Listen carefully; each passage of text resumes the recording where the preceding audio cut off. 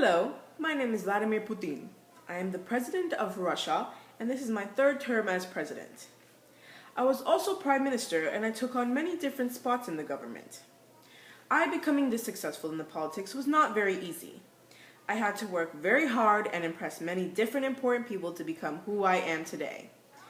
Come with me on a journey so you can see how I came to be the great Vladimir Putin. My first experience with political science was at Leningrad University. I fully immersed myself in the studies there. I wanted to get the best out of my education. One of my tutors and favorite mentor was named Anatoly Sobchak. He taught me everything I had to know about the government and how to become successful. I became very successful after that, just like him. He was one of the reform politicians of the Perestroika period, which was the period when people wanted to reconstruct the economic and political system of the Communist Party. I learned about this at my university, and later on, I had to deal with it myself. After going to Leningrad, I decided to serve my country by working for the KGB. The KGB was a secret service that protected the Soviet Union. It was one of the most important committees for state security. I worked hard to protect the government of my country. I worked there for 15 years as a foreign intelligence officer. After it came to 15 years, I decided that I would work for the government. I ended up working for my previous mentor, Sobchak. I moved to St. Petersburg and became part of Sobchak's administration. Putin quickly won my confidence. He was so skilled and quick. He was the best worker I could have asked for. I knew there would be big things coming his way. He was outstandingly hardworking, and I thought there would be no other way to award that but to make him my first deputy mayor. After 2 years being deputy mayor for Sobchak, I decided to move on to bigger and better things. I moved to Moscow, where I served for Yeltsin on his presidential staff. Soon after, I was assigned to be head of KGB's main successor organization, the Federal Security Service. Putin always put his best input on the security of our country. He had a lot of hard tasks to take on. I knew he could handle it because he was so intelligent and skillful.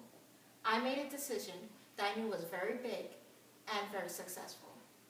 I assigned him to be Prime Minister and proclaimed that he was my successor. Yeltsin loved me, but I also knew that many people did not know me. Who's Putin? Who's Putin? Who's Putin? Is Vladimir Putin. When I was still head of the Federal Security Service, I had to fight off the Chechnya, who were a huge group of belligerent, rebellious people. They wanted to start a war, and this made a lot of citizens have a lot of fear. Thank goodness that I worked well under pressure and organized my army to fight back. At this point, I had a lot of support from the Russians because I was the one who had saved the day. In 1999, I became president after Yeltsin surprisingly resigned. From Yeltsin's decision to assuming me as premier in August of that same year, many people knew I was going to be the president. To thank him, I gave him full immunity from criminal prosecutions and a lifetime pension. This was the start of my political fame for the next election I had won against a Communist Party leader, Gennady Zyuganov. I made history in the fact that this was the first democratic transfer of power within Russia's 1,000-year history. Because of my past with the terrorizing of Chechnya, I decided to join the U.S. in a campaign against terrorists. I was very shocked when they wanted to use force and violence to oust Saddam Hussein, so I backed out.